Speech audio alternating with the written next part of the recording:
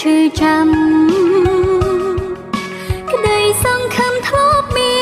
នពេលលីរលីបានបែកគ្មាន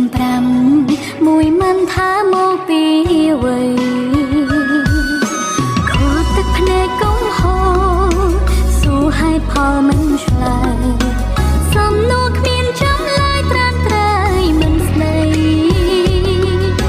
ស្ងាត់ស្ងាត់ក៏ចេះចេញដេញដោលក៏គ្មានន័យអូនខំអីហេតុអ្វីចរណៃ